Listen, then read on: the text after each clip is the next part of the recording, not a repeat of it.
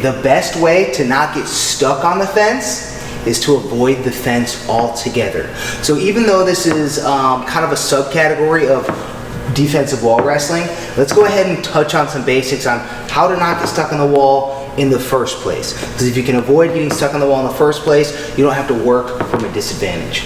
Let's do this.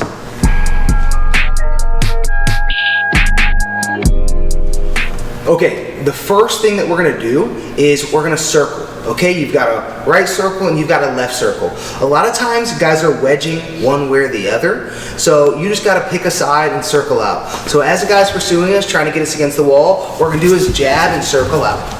Okay, I like to tell my fighters it's a fish hook. So the hook is what we're looking for here. We don't want to go back and then skirt, because he can cut us off and stick us here. Right? So if I go straight back and then I try to go out, if he occupies this space, I'm stuck. Or if I go straight back and he tries to occupy this space, I'm stuck. So we want to circle out like so. Double jab, and I'm circling out. Okay? Not to mention there's awesome counters, right? We're not going to go over that. This isn't the striking thing, but it's just show you one. I can circle, plant, and crack. Okay? The other thing that we can do is we can go out to the left side. I like just working a basic check hook. So we start circling, bang, step and pivot, get off of that angle, get the real estate, get your back to the empty real estate of the octagon. So here, jab, check hook, and I'm out.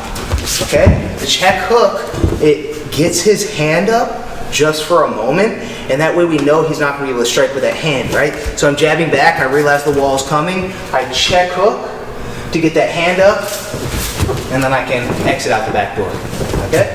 Again, we're going to run through this section pretty quickly, but that's a few tactics on how in the open space, when you're not connected, just to get out, all right? So we got the double jab, triple jab, circle out, and we've got the step, check hook, okay? You step to the outside, check hook, and then circle out until you can get your real estate.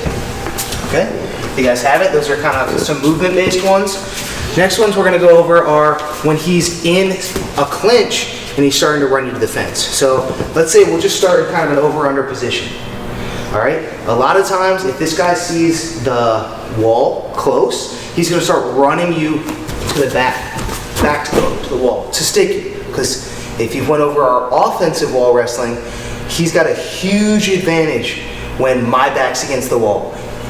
Just to go over the few advantages, right? I can't move right, I can't move left, I can't move forward, and I can't sprawl. So he's wedging me, he's sticking me. We don't want that. So if we're in this over-under position, we know that he's liable to just run us into the fence. Okay? If we're close to the fence already. Exactly.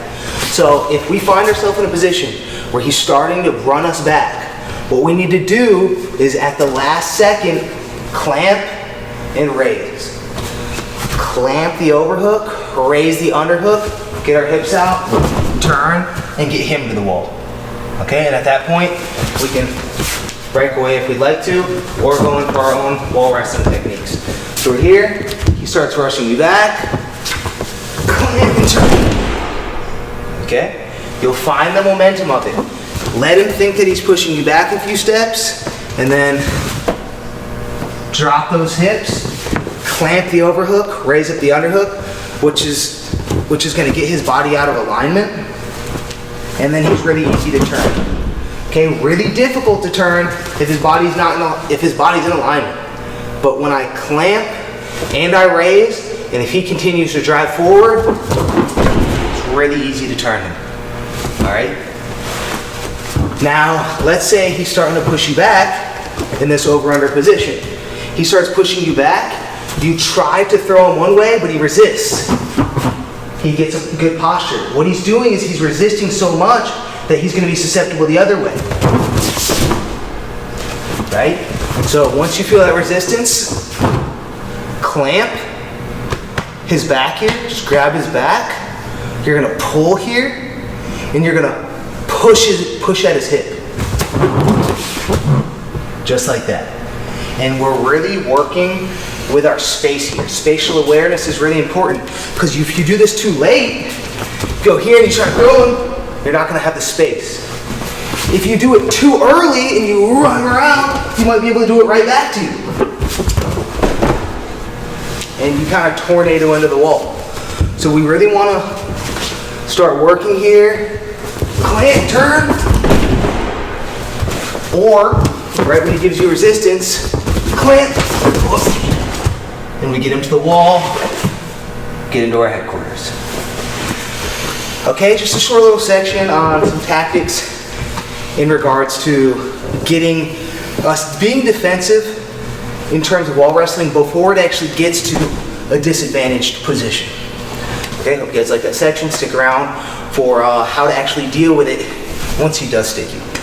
If you like what you saw, make sure to subscribe. We're on our way to 5,000 subscribers. Help us out, and also check us out on Patreon.